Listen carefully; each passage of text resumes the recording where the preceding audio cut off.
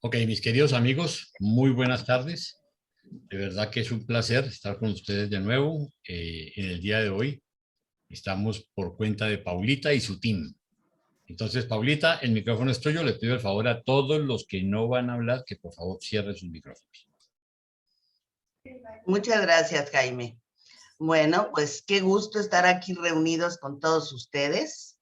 Es verdaderamente un placer cada semana verlos y poder pasar unos minutos hablando de nuestro amado Jesús y toda su obra y su enseñanza. Entonces, el día de hoy, ni más ni menos, nos toca el documento 183, que es la traición y el arresto de Jesús. Y en esta ocasión va a estar a cargo la sesión de nuestro querido Gildardo Cardona, a quien ya le voy a ceder la palabra. Él va a ser nuestro líder el día de hoy.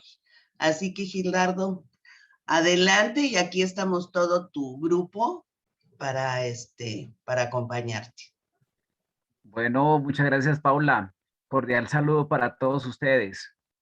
Este documento que vamos a estudiar hoy, el 183, realmente es un documento maravilloso. Continuamos con este desenlace de los últimos acontecimientos de la vida de Jesús en la tierra. Y tiene un literal muy interesante, un numeral muy interesante, que es el primero, donde se nos va a aclarar de una manera bastante clara, bastante definitiva este tema de la voluntad de Dios y la parte final, el final trágico y cruel que tiene Jesús en la tierra. Entonces, interesante, la verdad que este documento. Vamos entonces a empezar con la lectura, pero antes tenemos la oración que estará a cargo de Claudio Fernández. El micrófono, Claudio. Ya está. Bueno. Amado Padre, bondadoso Dios, queremos delante de ti una vez más presentarnos. Primeramente ofrecer el agradecimiento de corazón por podernos reunir en esta hora. En esta hora en la cual, amado Padre Celestial, hacemos un trabajo en lo personal, pero también es un trabajo para ti y para tu obra. Quieres tú darnos a aquellos que estamos a cargo de llevar adelante compartir, amado Dios, este documento, darnos la claridad para que así también podamos dar a cada uno, amado Dios, también lo necesario, para que también cada uno pueda tener la lucidez y la comprensión para poder guardar en el corazón cada palabra que tú nos regalas. Así también, amado Padre, te queremos pedir por cada uno de los componentes del grupo. Tú conoces las circunstancias que cada uno pueda tener. Tú conoces las necesidades que cada uno pueda tener. Atiende, amado Dios, eso, para que todos podamos estar bajo tu protección y en especial bajo esa hermosa comunión que nos permite así también colocarnos bajo el sentir de tu palabra, pero también poder hacer que tu voluntad pueda ser en cada uno de nosotros. Hay tantas cosas en el corazón que quizás no sabemos pedirte y rogarte. Tú las puedas conceder. Te lo pedimos todo en el nombre y los hechos de tu Hijo Jesucristo. Amén. Amén. Amén. Muchas gracias, Claudio. Vamos entonces a iniciar la lectura del documento 183, la traición y el arresto de Jesús. Paula nos va a compartir la pantalla.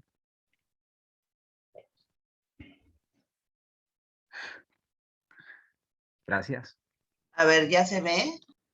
Sí. Todos vemos bien, ¿cierto? Sí, perfecto. Documento 183. La traición y el arresto de Jesús. Cuando Jesús despertó por última vez a Pedro, Santiago y Juan, sugirió que se fueran a sus tiendas y reposaran para prepararse para los deberes del mañana. Pero a esta altura, los tres apóstoles estaban completamente despiertos. Habían descansado con sus cortas siestas y además estaban estimulados y animados por la llegada de dos agitados mensajeros que preguntaron por David Zebedeo y se fueron deprisa a buscarlo en cuanto Pedro les indicó el lugar donde aquel estaba de centinela. Aunque 8 de los apóstoles estaban profundamente dormidos, los griegos, acampados a su lado, estaban más preocupados por los posibles acontecimientos. Tanto es así que habían apostado un centinela para que diera la alarma en caso de que hubiera peligro. Cuando estos 2 mensajeros llegaron apresuradamente al campamento, el centinela griego inmediatamente despertó a sus conciudadanos, quienes emergieron de sus tiendas completamente vestidos y armados. El campamento todo estaba despierto excepto los 8 apóstoles. Pedro deseaba llamar a sus asociados, pero Jesús se lo prohibió perentoriamente. El maestro les advirtió tiernamente que se volviesen a sus tiendas, pero ellos no estaban dispuestos a cumplir con su sugerencia. Como no pudo dispersar a sus seguidores, el maestro los dejó y descendió al lagar, cerca de la entrada del parque de Getsemaní. Aunque los 3 apóstoles, los griegos y otros acampantes titubearon en seguirlo inmediatamente, Juan Marcos cortó camino corriendo entre los olivares y se metió en un pequeño cobertizo cerca del lagar. Jesús se retiró del campamento y se alejó de sus amigos, con el objeto de que los que venían a arrestarlo pudieran hacerlo cuando llegaran, sin perturbar a sus apóstoles. El maestro temía que se despertaran sus apóstoles y presenciaran su arresto, y que el espectáculo de la traición de Judas despertara de tal manera su animosidad como para impulsarlos a resistir a los soldados, terminando así apresados con él. Temía que, si eran arrestados con él, también pudieran perecer con él. Aunque Jesús sabía que el proyecto para matarlo se había originado en los concilios de los líderes de los judíos, también se daba cuenta de que estos esquemas nefastos tenían la plena aprobación de Lucifer, Satanás y Caligacha. Bien sabía que estos rebeldes de los reinos tendrían sumo agrado en ver a todos los apóstoles destruidos con él. Jesús se sentó a solas sobre el lagar y allí aguardó la llegada del traidor. Y tan solo fue visto en ese momento por Juan Marcos y las innumerables huestes de observadores celestiales. Acá tenemos una nota donde explica que es un lagar, que es un recipiente donde se pisa la uva, se prensa la aceituna o se machaca la manzana para obtener el mosto o el aceite o la sidra. También se lo llama así al edificio o lugar donde se realizan estas labores. Jesús sabía, perdón, reflexión. Reflexiones. Sí, reflexiones. Jesús sabía lo que ocurriría, no quería que sus discípulos corrieran riesgos. Por eso les solicitó que volvieran a sus tiendas, pero ellos se negaron. También estaba protegiendo a sus apóstoles de los rebeldes de los reinos, que en forma paralela querían no solo la destrucción de Jesús, sino de igual forma la de su grupo. También, bueno, aquí en esta reflexión nos queda claro que él no quería que estuviesen presentes en el momento del arresto. Y la traición de Judas, o sea, que vieran todos sus apóstoles, ¿no? Por eso estaba tomando sus precauciones, ya que conocía perfectamente a sus apóstoles y sabía que podrían reaccionar violentamente. También estaba protegiendo a sus apóstoles de los rebeldes de los reinos, que en forma paralela querían no solo la destrucción de Jesús, sino de igual forma la de su grupo. Como bien nos dicen los reveladores, el proyecto de matarlo se ideó con los líderes judíos. No obstante, los rebeldes, hablando de Lucifer, Satanás y Caligastía, disfrutaban de los sucesos y deseaban la desgracia de todos. Sí, bueno, aquí qué podemos decir, hasta dónde es capaz de llegar la maldad, el egoísmo y la envidia. Muy bien. Vamos a dejar de compartir, Paula. Ok. Bueno, en un momento ya vamos a comenzar en forma, pues, a avanzar con el documento. Si alguien tiene un comentario o quiere aportar algo, bienvenido. Recordemos que estos hechos ocurren inmediatamente después de la crisis que hay en el huerto, después de esa oración que tiene Jesús al final, cuando está solas en Getsemaní. Entonces, ahora ya vamos al desenlace en forma de los hechos trágicos que ya se vienen. Avancemos, Paula, entonces con el numeral. Ok. Me avisan cuando aparezca, por favor. Ahora se ve. SB. Muy bien. 1. La voluntad del Padre. Se corre gran peligro de interpretar erróneamente el significado de numerosos dichos y muchos acontecimientos asociados con la terminación de la carrera del Maestro en la carne. El tratamiento cruel de Jesús a manos de ignorantes criados y soldados endurecidos, la forma injusta en que se condujo su juicio y la actitud fría de los profesos líderes religiosos no se deben confundir con el hecho de que Jesús, al someterse pacientemente a este sufrimiento y humillación, estaba verdaderamente haciendo la voluntad del Padre en el paraíso. Era, efectivamente y en verdad, la voluntad del Padre que su Hijo bebiera hasta el fondo de la copa de la experiencia mortal, desde el nacimiento hasta la muerte. Pero el Padre en el cielo nada tuvo que ver con la instigación de la conducta bárbara de aquellos supuestamente civilizados seres humanos que tan brutalmente torturaron al Maestro y tan horriblemente acumularon indignidades sucesivas sobre su persona que no ofrecía resistencia. Estas experiencias inhumanas y tremendas que Jesús tuvo que soportar en las horas finales de su vida mortal no fueron en ningún sentido parte de la voluntad divina del Padre, que su naturaleza humana había jurado tan triunfalmente llevar a cabo en el momento de la sumisión final del hombre a Dios, así como lo señaló en las 3 ocasiones que oró en el jardín mientras sus agotados apóstoles dormían el sueño del cansancio físico. El Padre en el cielo deseaba que el Hijo autootorgador completara su carrera terrenal en forma natural, así como todos los mortales deben terminar su vida en la tierra y en la carne.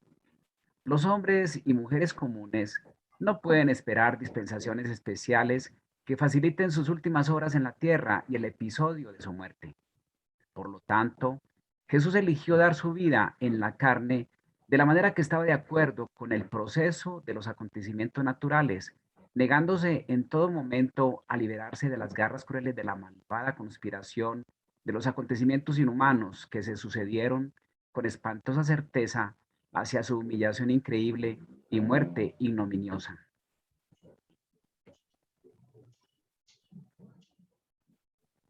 Cada átomo de esta asombrosa manifestación de odio y de esta demostración de crueldad sin precedentes fue obra de hombres malvados y mortales malignos. No fue voluntad de Dios en el cielo.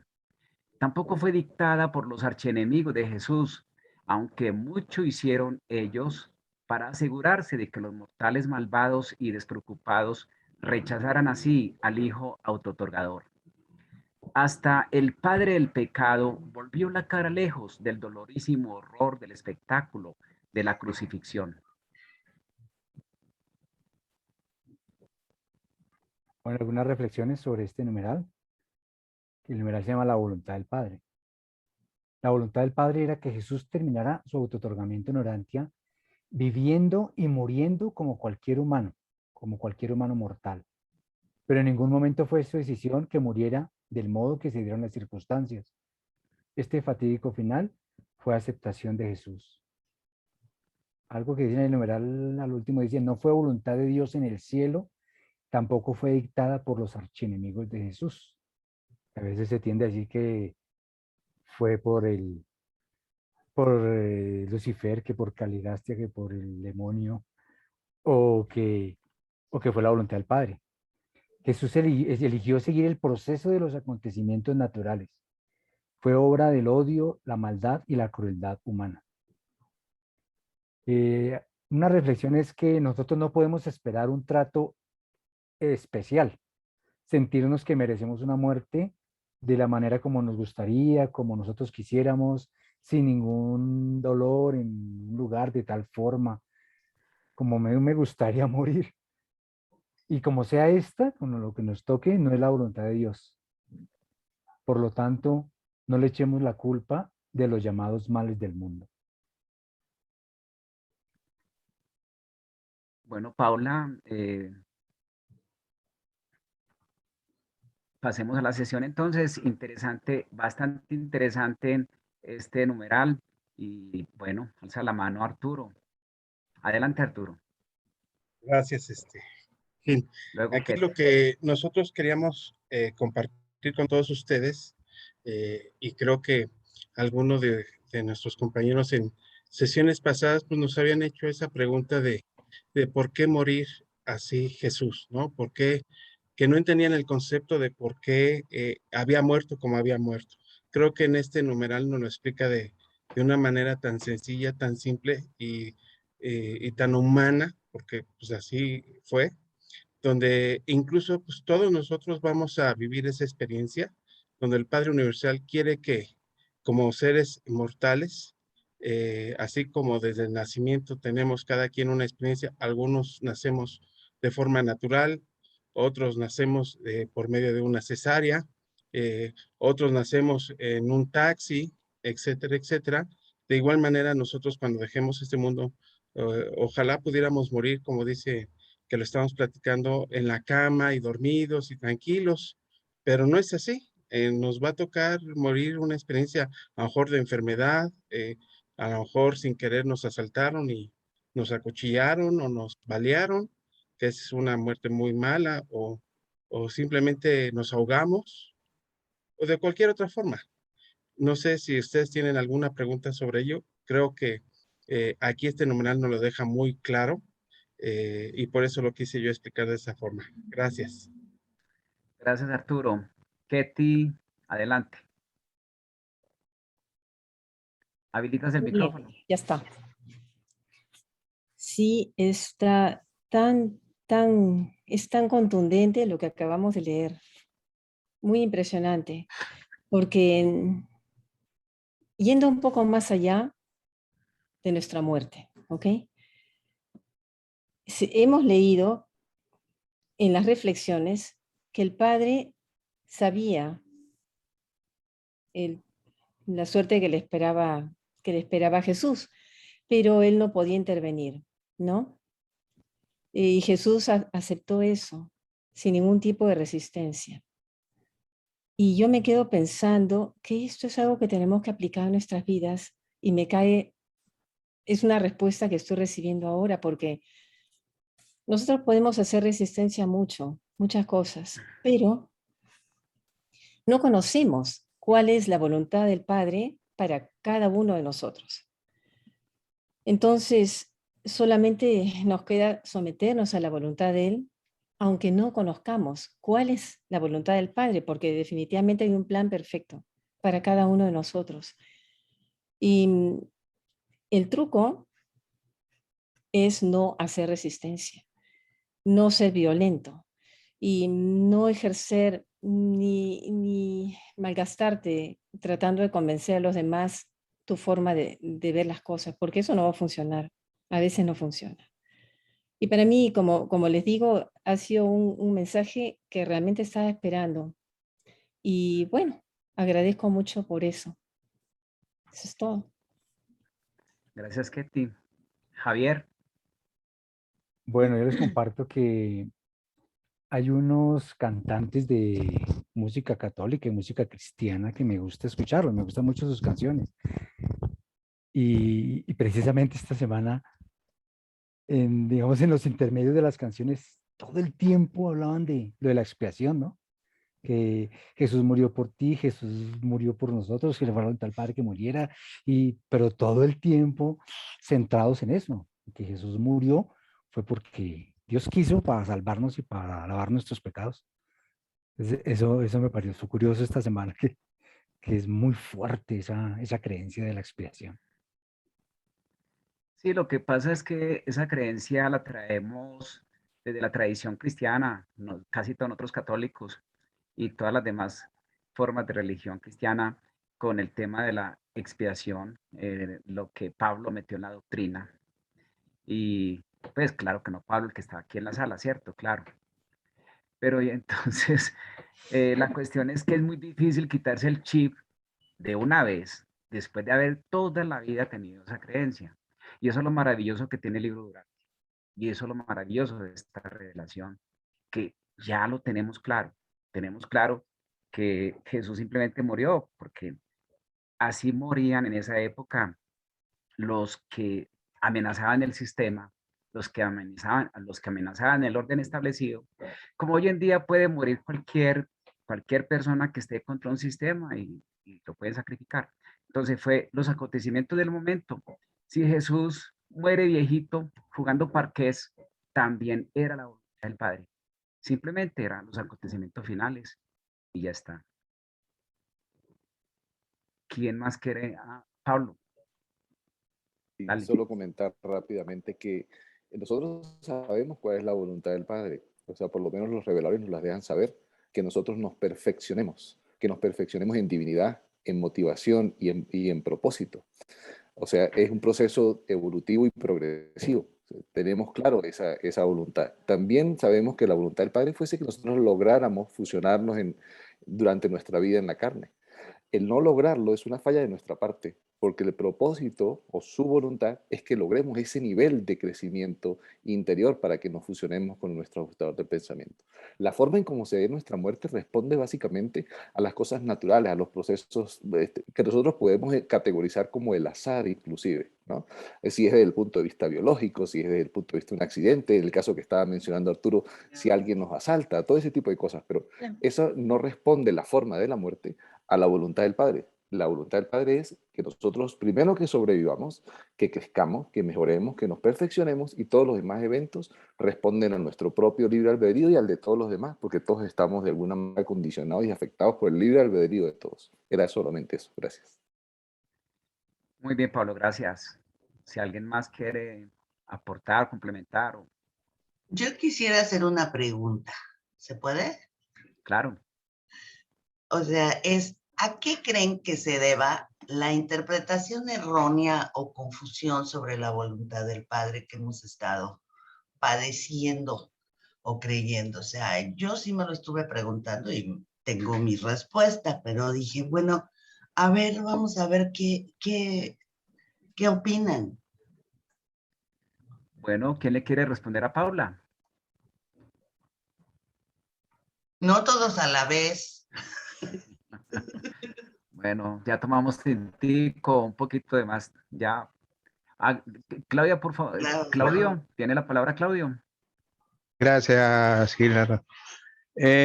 Bueno, un poco lo hablamos ayer junto con todo el equipo, ¿no? O sea, hablábamos justamente del documento anterior donde Jesús de alguna manera oraba muy profundamente para que pudiese el Padre cambiar las cosas. Pero en ese momento era el Jesús humano, era el Jesús que vestía la carne, que sabía que iba a sufrir y que le iba a doler y que tenía que pasarlo. Luego, cuando recibió las fuerzas de ese ángel, pasó a ser el Jesús divino y el cual cambió totalmente la actitud, permitió que las cosas sucedieran y entonces majestuosamente, podemos decir, él aceptó su destino y soportó todo tipo de calamidades, ¿no? Ahí eso es esa es mi opinión. Muchas gracias. Muy bien, Claudio. Javier, Puerto. Pues a ver, Paulita, te entiendo, la pregunta es, ¿por qué se cree que la voluntad del Padre era esa? Sí, o sea, ¿a qué se debe la interpretación errónea o confusión que nos dicen en el libro sobre la voluntad del Padre, ¿no? De que el Padre es como que existe la situación de que todo lo malo que nos pasa es la voluntad del Padre. O si no le dices, es que es la voluntad de Dios, ¿no?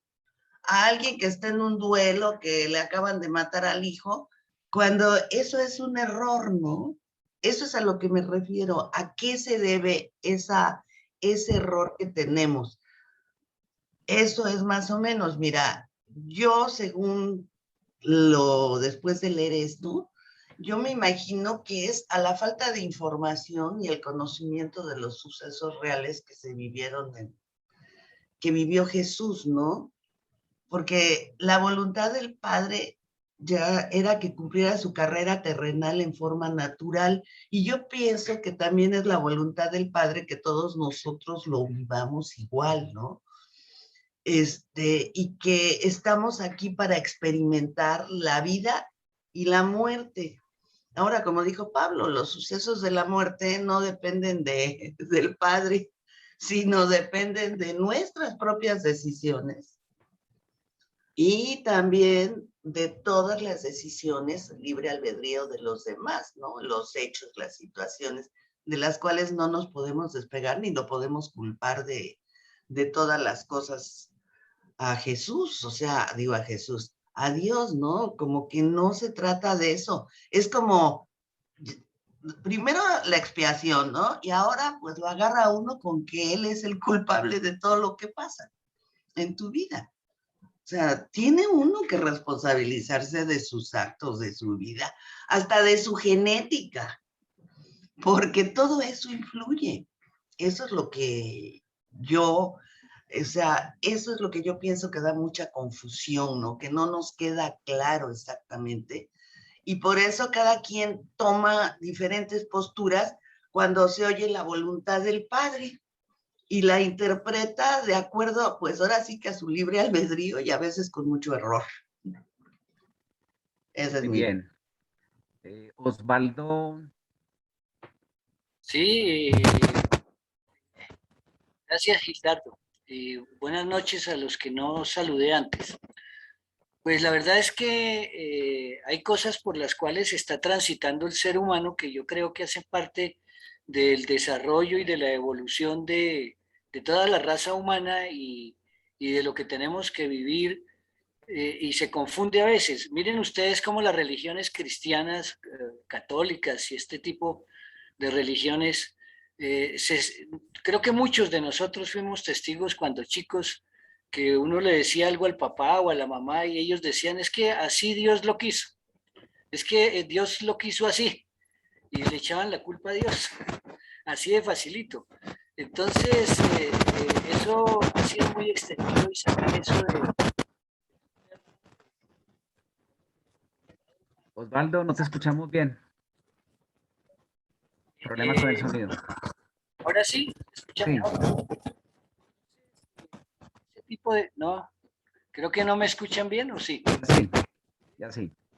Ese tipo de cosas que vive el ser humano, que se le checan a Dios, pues vienen en el proceso que nosotros hemos tenido que vivir.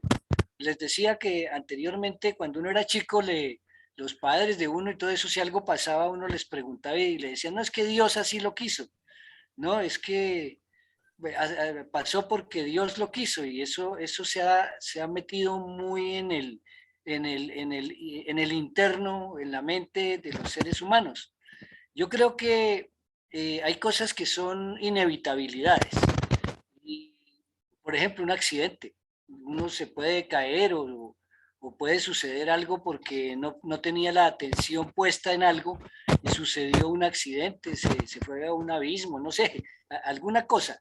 Entonces, el ser humano tiene tan diversas formas de morir como diversas formas tiene de nacer. Todo eso hace parte de lo que la psicología ha llamado las diferencias individuales. Y todo ser humano pues tiene que vivir esos procesos. Pero no le podemos achacar la culpa, pero eso solo lo podemos entender nosotros a la luz de la quinta revelación. No le podemos echar la culpa de todo al Padre, nosotros ya sabemos que no. El problema es cómo hacemos para que los hermanos humanos dejen de hacerlo y Yo creo que es estudiando Urantia, no hay otra. Entonces, esa es la parte que yo quería comentar y les agradezco y me perdonan que me extienda como siempre. Gracias. Gracias, Osvaldo. Jaime, tiene la palabra. A ver, yo voy a hacer un comentario muy breve.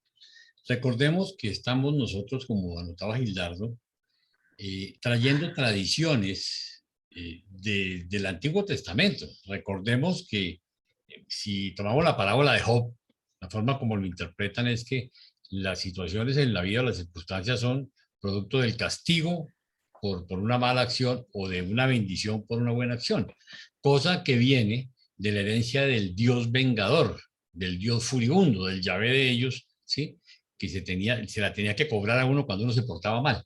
Entonces, a través de esas tradiciones, ¿qué es lo que ha sucedido? Pues que las personas llega un momento en que dice, ay, yo sé que me puede ir mal, que Dios me puede castigar, pues que es tan bueno portarse mal, y se van volviendo descarados, y entonces es mejor dejar de creer en Dios o decir que no creen en Dios para seguir portándose mal, ¿no? Y eso es lo que ignorante aprendemos, que estamos yendo hacia la extinción cuando uno actúa de esa forma, porque está conscientemente actuando con iniquidad, o sea, tomando el pecado como algo deportivo, ¿sí? Entonces, voy a hacer lo que me dé la gana y punto.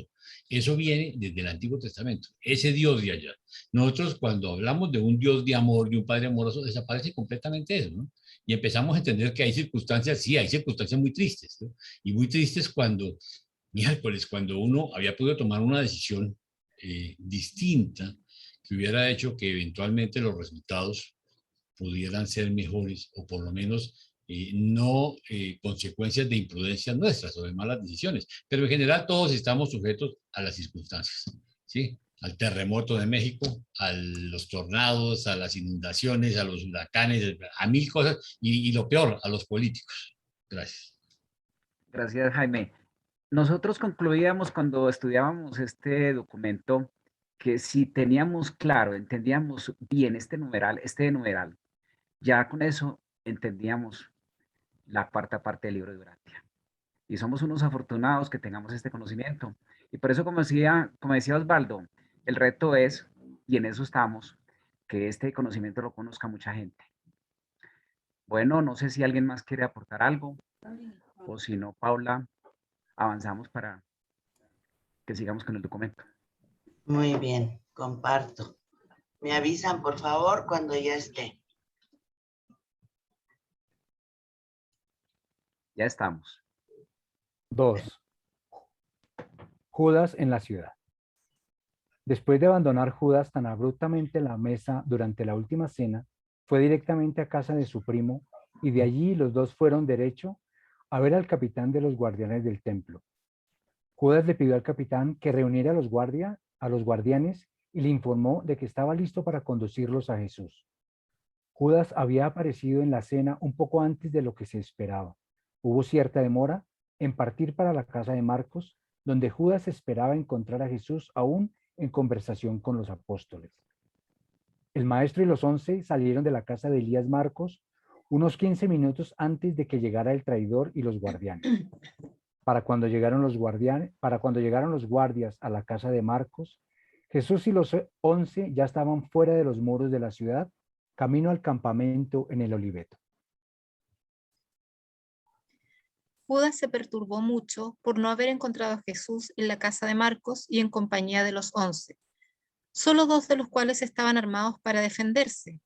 Él sabía que por la tarde, cuando salieron del campamento, solo Simón Pedro y Simón el Celote ceñían espadas. Judas esperaba apresar a Jesús mientras la ciudad dormía, y había pocas posibilidades de resistencia.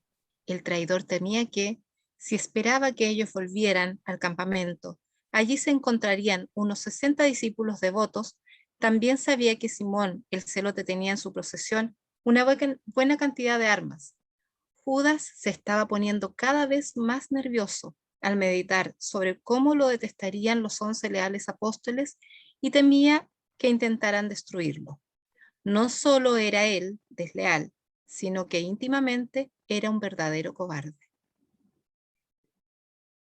Al no encontrar a Jesús en el aposento superior, Judas pidió al capitán de los guardianes que regresaran al templo. A esta altura los dirigentes habían empezado a reunirse en la casa del sumo sacerdote, preparándose para recibir a Jesús, puesto que habían acordado que el traidor, perdón, puesto que habían acordado con el traidor que Jesús sería arrestado a la medianoche de ese día.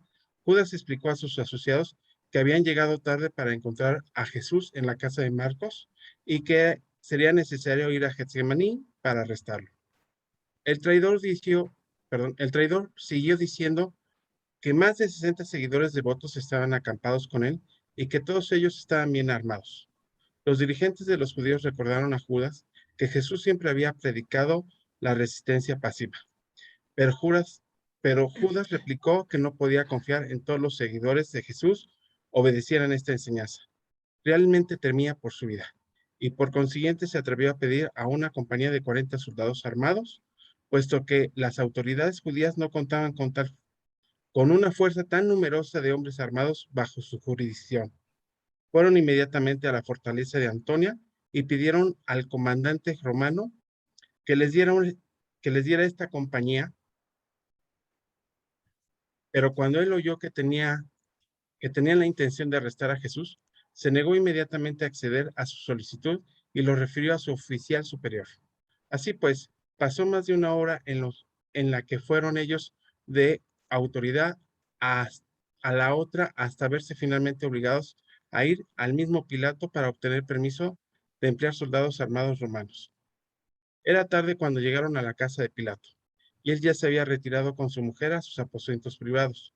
No quería tener nada que ver con esta empresa, sobre todo porque su mujer le había pedido que no concediera esta petición, pero como el presidente oficial del Sanedrín judío estaba presente para hacer una solicitud personal de ayuda, el gobernador decidió que le convenía concederle lo que quería, razonando que más adelante podrían él arreglar los posibles entuertos que acaso ellos ocasionaran. Aquí les presentamos una ilustración de dónde queda, bueno, cómo se presenta lo que es la fortaleza de Antonia en aquellos tiempos de Jesús. Actualmente, pues lo único que queda de todo lo que es el templo y la fortaleza de Antonia pues, es el Muro de los Lamentos. En la parte inferior nos muestra la salida al Monte de los Olivos y dónde queda el Monte de la Corrupción. Continuamos.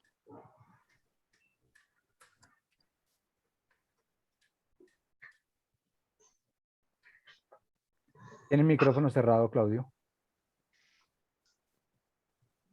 Por lo tanto, cuando Judas Iscariote salió del templo alrededor de media hora después de los 11, iba acompañado por más de 60 personas, guardianes del templo, soldados romanos y siervos curiosos de los altos sacerdotes y de los líderes. Reflexiones. Perdón. El Adelante. retraso de los 15 minutos que nos narran en este numeral es el factor desencadenante que le provocó a Judas un problema para su personalidad engreída y victimizada. Se hace notar en este texto que era un verdadero cobarde, puesto que en ese momento los únicos armados eran Simón Pedro y Simón el Celote. Con esta queda demostrado que Judas tenía una personalidad muy particular, como se describe en el documento 139, y les presentamos un pequeño resumen a continuación. Vamos a hablar un poco de la personalidad de Judas. A Judas desde pequeño lo consintieron y mimaron, fue malcriado de niño, creció con una idea exagerada de su propia importancia. No era un buen perdedor, tenía ideas vagas y retorcidas sobre la justicia. Era dado a entregarse al odio y a la desconfianza. Un experto en tergiversar las palabras y las acciones. Se desquiciaba con los que se suponía lo habían maltratado. Su sentido de valores y lealtades era defectuoso. No tenía rasgos de virtud personal.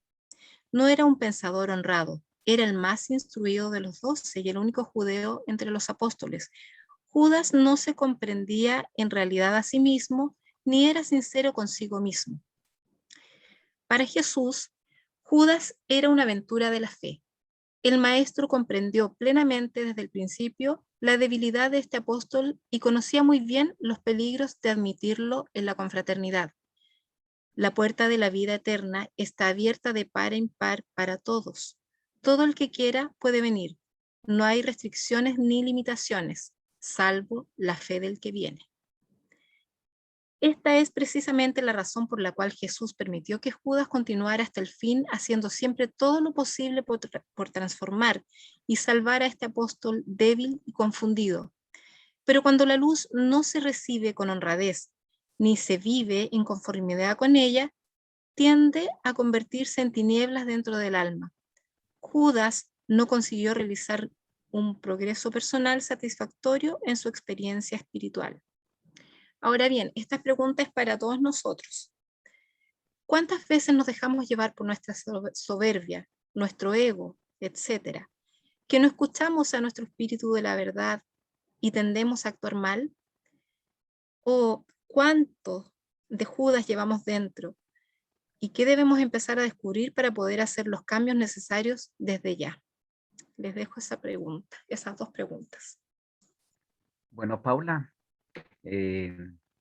entonces aquí en esta parte donde se nos habla en detalle sobre Judas y también la manera como se empiezan a hacer cálculos políticos a nivel, por ejemplo, como de Pilato, que podemos acabar de complementar.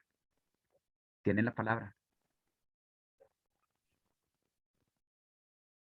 Si alguien quiere comentar algo sobre este tema, la misma personalidad de Judas, la manera como se perfilan esos acontecimientos, nos puede compartir. Javier, por favor. Bueno, a mí me quedó una inquietud.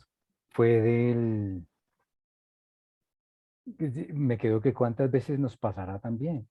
Que a Judas le importaba mucho más qué pensarían sus compañeros, qué pensarían los otros discípulos, qué iban a pensar, cómo iban a reaccionar sus compañeros. Siento que es más importante el qué dirán de los hombres. Él nunca le preguntó qué dirá Dios. Muchas veces, y sentí eso.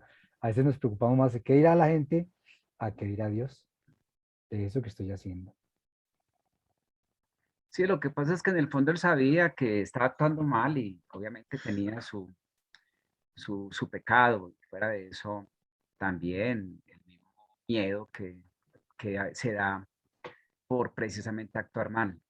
Definitivamente uno se da cuenta que cuando uno actúa bien, cuando uno hace sus acciones lleno de amor, con ese corazón lleno de gozo, el miedo nunca está con uno, para nada.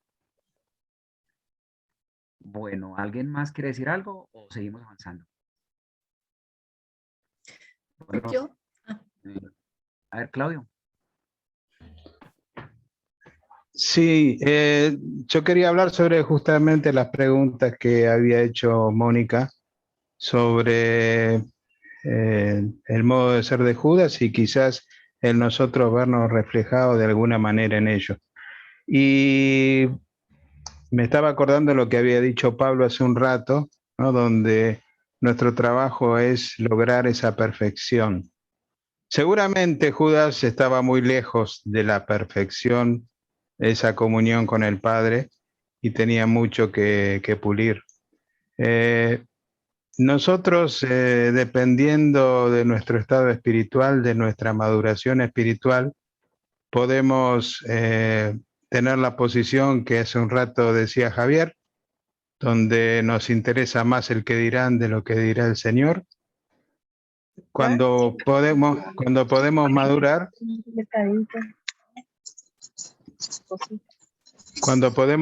madurar, posiblemente esa posición cambia, nuestro egoísmo también desciende, pero eso lleva un tiempo. ¿O cuánto tiempo? Posiblemente toda nuestra vida. Pero es hermoso cuando nos podemos colocar bajo el sentir y la voluntad de Dios. El decirle a Dios que tu voluntad sea sobre mí, sobre mi andar, sobre mi obrar. Ahora, el poder hacerlo no es tan sencillo. O sea, uno puede decir, bueno, hoy a la mañana le dije al Padre que me iba a poner bajo su voluntad, y después me salió el indio de adentro y contesté mal a alguien o me comporté incorrectamente. Necesitamos día a día ir aplacando a ese ese animal que uno tiene dentro para poder acercarnos a la espiritualidad. Pero eso sin duda lleva un trabajo importante y sin duda también tiene que ver con ese libre albedrío, tiene que haber una voluntad propia de quererlo realizar, si no, no hay crecimiento. Muchas gracias. A vos, Claudio. Mónica. Sí, comparto lo que dice Claudio y yo creo que lo que más, por lo menos a mí, cuesta vencer y que también es parte de la personalidad de Judas, es el ego. El creer que, no sé, porque tenemos como toda la razón o que tenemos que ser, no sé, los mejores en todo, ser exitistas. Yo creo que esa es una parte que a uno como que le cuesta dominar. Por lo menos yo haciendo el análisis de esta pregunta, creo que es lo que yo debería de empezar a cambiar. Eso. Gracias. Muy bien, Mónica, gracias. Bueno, Paola, continuemos con el documento. Compartiendo.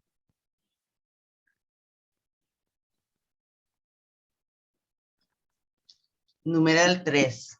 El arresto del maestro. A medida que iba acercándose al jardín, este grupo de soldados y guardianes armados con sus antorchas y linternas, Judas se adelantó al grupo con el objeto de identificar rápidamente a Jesús para facilitar su arresto antes de que sus asociados pudieran acudir a su defensa. También había otra razón por la cual Judas eligió ir adelante de los enemigos del maestro. Pensó que así tal vez parecería que él había llegado a la escena antes de que los soldados, de manera tal que los apóstoles y otros reunidos alrededor de Jesús no lo relacionaran directamente con los guardias armados que tan de cerca lo seguían. Aún pensó Judas que tal vez podía hacerse el que se había dado prisa para advertirles la llegada de los arrestadores, pero este plan fue desbaratado por la salutación desenmascaradora de Jesús al traidor. Aunque el maestro habló a Judas con suavidad, lo saludó como a un traidor.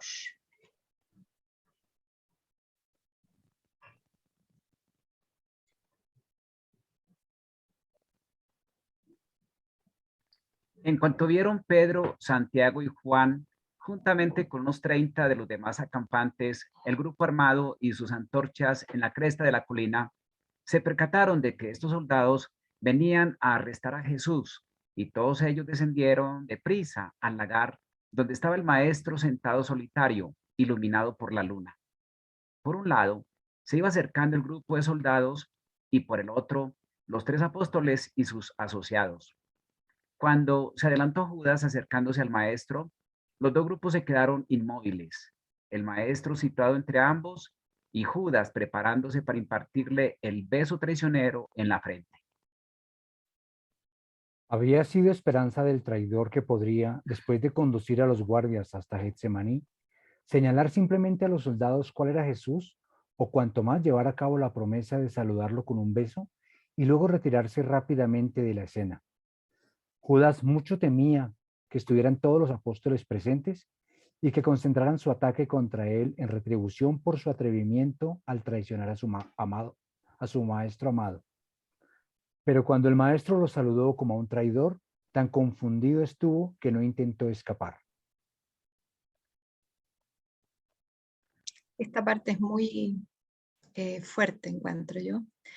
Jesús realizó un último esfuerzo para salvar a Judas del acto de la traición, en cuanto que antes de que el traidor pudiera llegar hasta él, se hizo a un lado y dirigiéndose al soldado situado en el extremo izquierdo, el capitán de los romanos dijo: ¿A quién buscáis? El capitán respondió: a Jesús de Nazaret.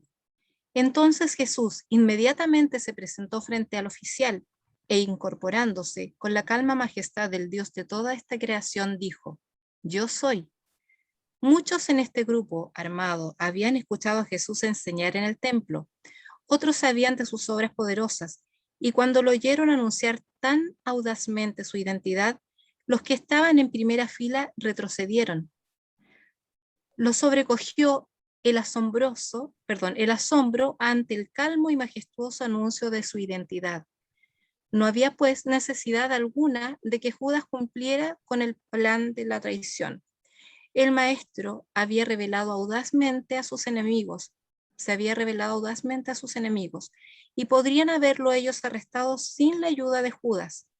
Pero el traidor tenía que hacer algo para justificar su presencia con este grupo armado, y además quería dejar sentado que estaba cumpliendo su parte del convenio de traición con los potentados de los judíos, porque quería asegurarse la gran recompensa y los honores que él creía que se acumularían sobre su persona, como premio por su promesa de entregarles a Jesús. Acá tenemos una escena donde Judas va a dar un beso a Jesús. Era en la frente, sino en la mejilla.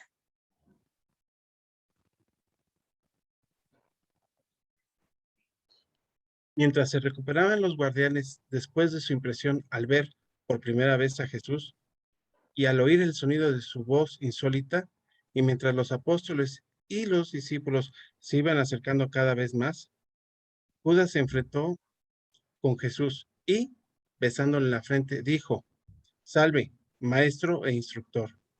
Al abrazar así Judas a su maestro, Jesús dijo: Amigo, ¿acaso no te basta con esto? ¿Aún quieres traicionar al Hijo del Hombre con un beso? Los apóstoles y discípulos quedaron literalmente paralizados por lo que vieron.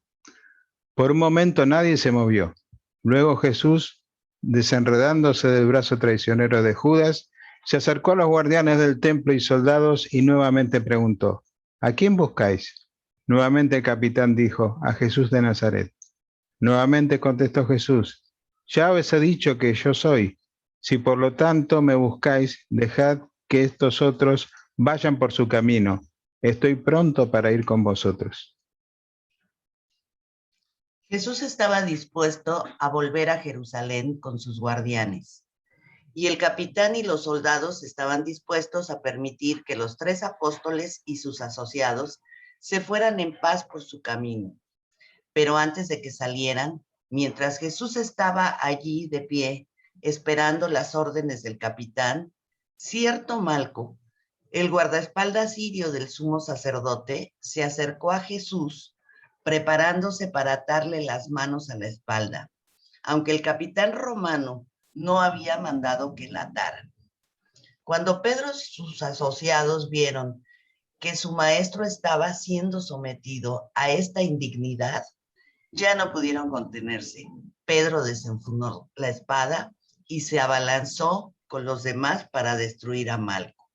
Pero antes de que pudieran intervenir los soldados en defensa del siervo del sumo sacerdote, Jesús levantó la mano frente a Pedro en gesto de prohibición y con tono perentorio dijo: Pedro, guarda tu espada. Los que a espada luchan, a espada mueren. ¿Acaso no comprendes que es la voluntad de mi Padre que yo beba esta copa? Además, ¿acaso no sabes que aún ahora yo podía ordenar a más de 12 legiones de ángeles y a sus asociados que me salven de las manos de estos pocos hombres? Como dato, 12 legiones se refiere a 5.971.968 ángeles. Aunque Jesús puso fin en forma eficaz a esta demostración de resistencia física de sus seguidores, esta fue suficiente para despertar el temor del capitán de los guardianes, quien, con la ayuda de sus soldados, puso sus manos pesadas sobre Jesús y rápidamente lo ató.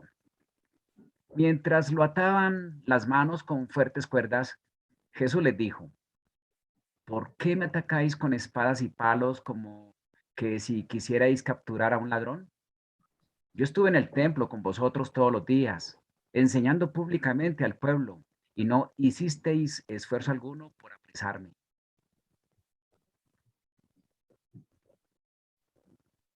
Javier, el micrófono. Cuando Jesús estuvo atado, el capitán, temiendo que sus seguidores intentaran rescatarlo, dio órdenes de que fueran todos arrestados. Pero los soldados no alcanzaron a llevar a cabo la acción porque, habiendo oído la orden de arresto del capitán, los seguidores de Jesús huyeron deprisa a la hondonada. Durante todo este tiempo, Juan Marcos había permanecido oculto en el cobertizo cercano. Cuando empezaron los soldados el camino de vuelta a Jerusalén con Jesús, Juan Marcos intentó salir de su cobertizo para unirse a los apóstoles y discípulos que habían huido. Pero en cuanto se asomó, pasaba por ahí uno de los últimos soldados que volvía de perseguir a los discípulos en huida, y viendo al joven en su manto de lino lo persiguió, llegando casi a apresarlo. En realidad, el soldado llegó tan cerca de Juan como para agarrar su manto, pero el joven se liberó del indumento, escapando desnudo mientras el soldado se quedaba con el manto vacío. Juan Marcos se abrió paso a gran prisa hasta donde estaba David Zebedeo en el sendero alto. Cuando le dijo a David lo que había ocurrido, ambos se dieron prisa hasta las tiendas de los apóstoles dormidos e informaron a los 8 de la traición del maestro y su arresto.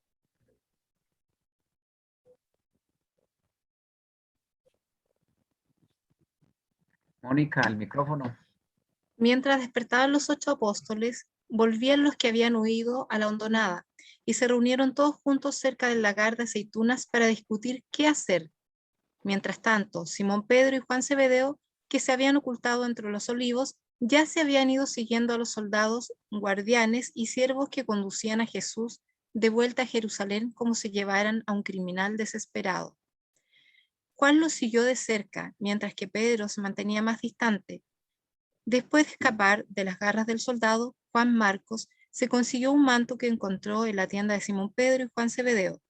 Sospechaba que los guardias llevarían a Jesús a casa de Anás, el sumo sacerdote emérito. Así pues, corrió a través de los olivares y llegó allí antes del grupo, ocultándose cerca de la entrada al portal del palacio del sumo sacerdote. Reflexiones. Judas siempre quiso justificarse con ambos grupos,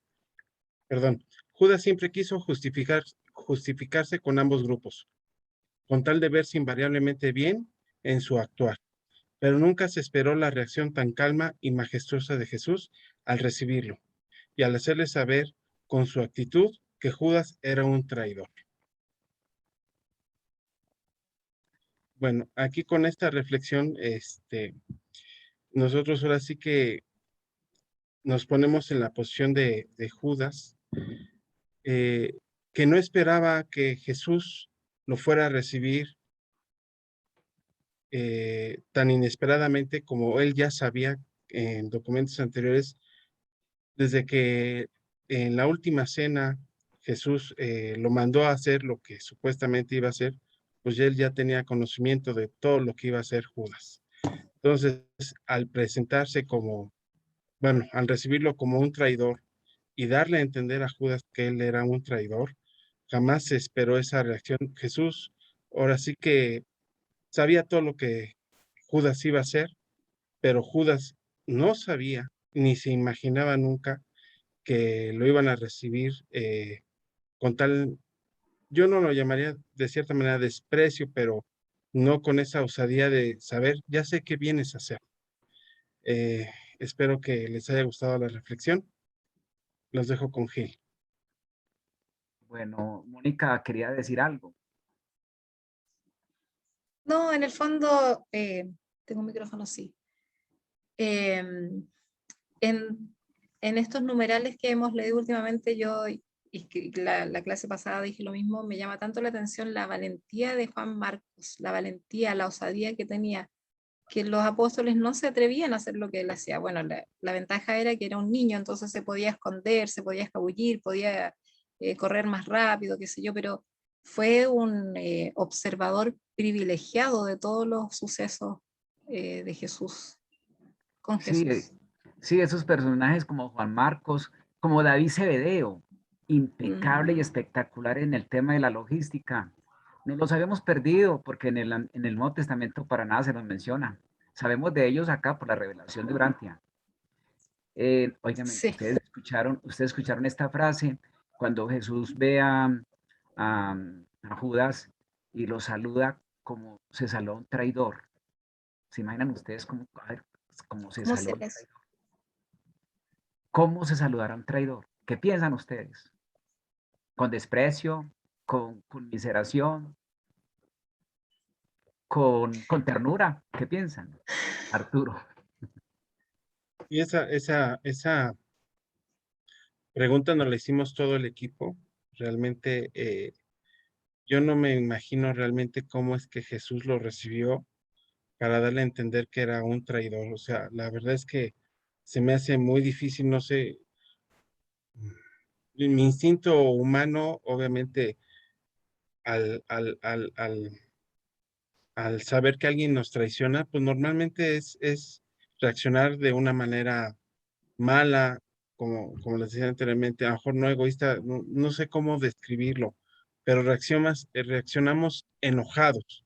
Y aquí Jesús obviamente no reacciona de esa forma, lo recibe con calma, como el ser divino que es, pero sin embargo, la acción corpórea y las palabras que usaría para darle a entender que le había dicho, sé que viniste a traicionarme, pero sin decírselo, no me lo imagino. No sé si alguien nos pueda orientar o nos pueda decir cómo podría haber pasado. Gracias. Bueno, quién quiere comentar algo sobre lo que pregunta Arturo? Javier tenía la mano levantada. Bueno, A ver, vamos a darle entrada a Ketty. Y si Javier va a participar, vuelve a alzar la manita entonces. Dale, Ketty, por favor. El micrófono. Ketty. Ketty, el micrófono. Se te oye mejor con el micrófono abierto. Ok. Después de todo el amor que Jesús le había dado y la paciencia que había tenido tratando de inculcarle estos conceptos nuevos, tan llenos de amor, ¿no? Porque Judas tuvo una formación muy, muy difícil. No, yo pienso que lo recibió con tristeza y con decepción también. Una decepción, estaba decepcionado de él. Definitivamente pienso si Judas se hubiese arrepentido, no sé, tal vez, y si Jesús hubiese tenido la oportunidad de conversar con él, definitivamente habría sido bien recibido nuevamente, pero en ese momento él estaba realmente decepcionado y muy dolido, triste, no tanto enojado con él, no pienso, sino decepcionado. Esa es mi apreciación, Muy mi bien, humilde Ketty, gracias. apreciación. Sí, gracias, Ketty. Javier.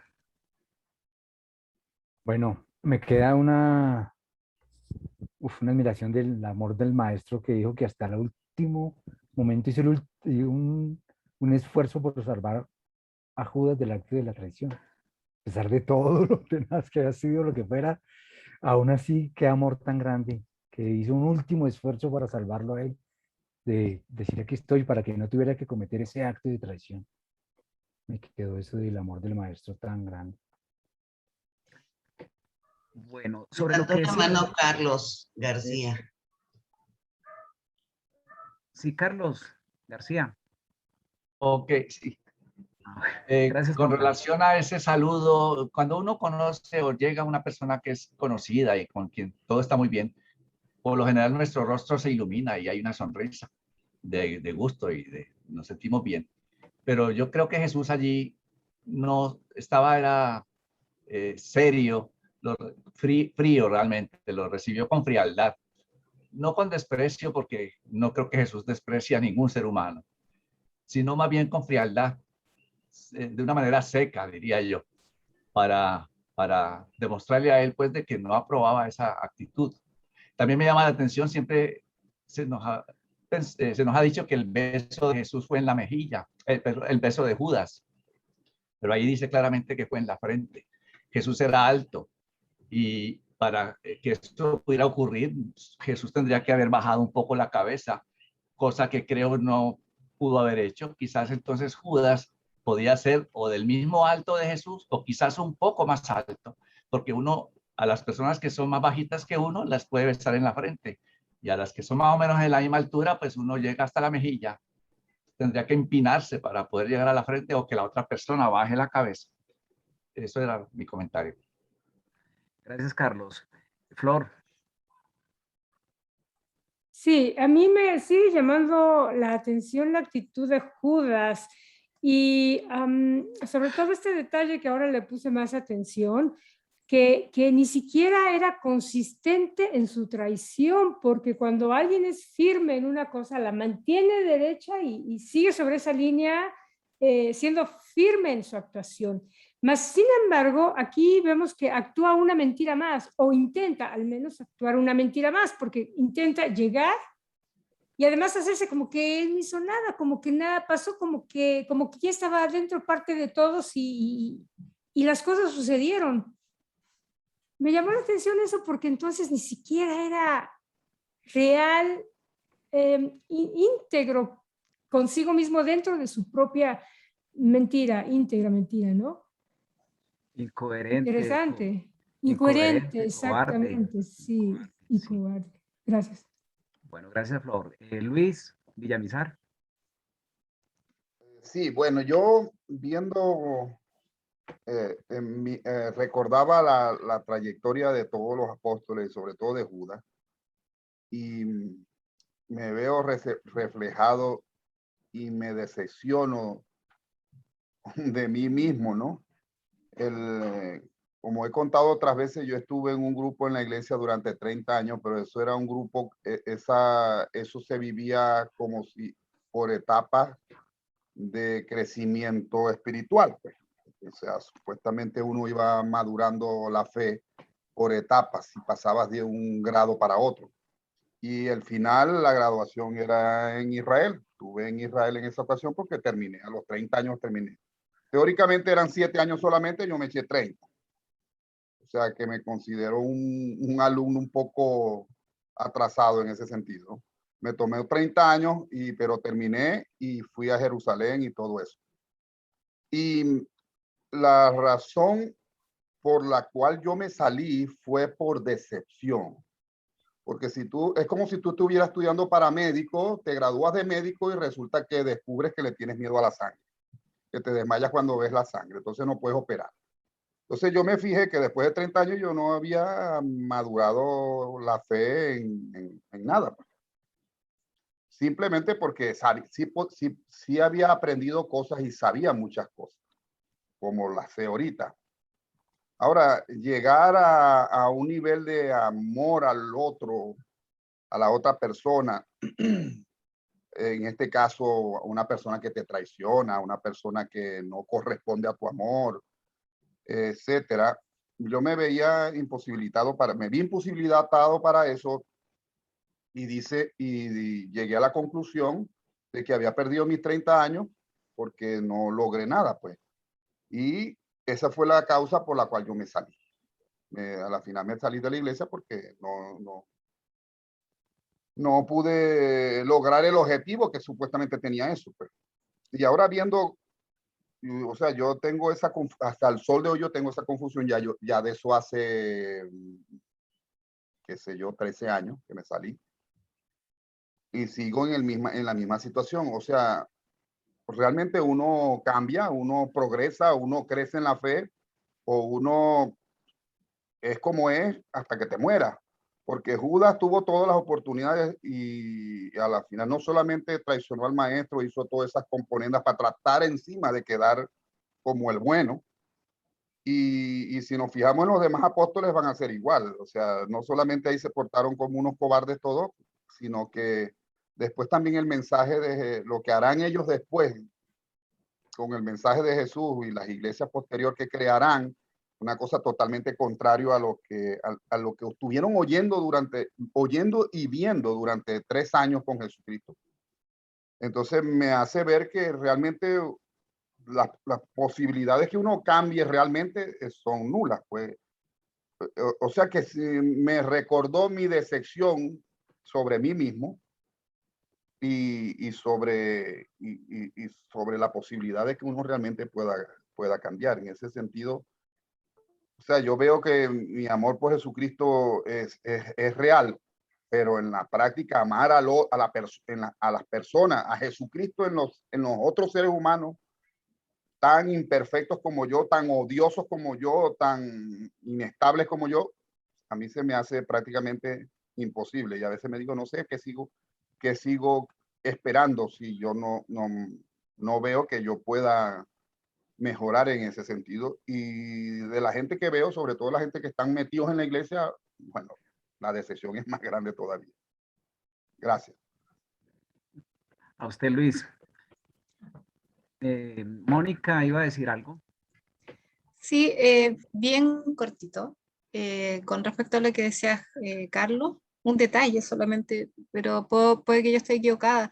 Recuerden que Jesús estaba sentado en el lagar cuando llegaron a apresarlo, pero ahí ya se me confundió si él se puso de pie, no sé en qué momento Judas fue a darle el beso en la frente, si ya estaba de pie o estaba sentado. Es un detalle, pero voy a revisar de nuevo el documento para aclarar la duda.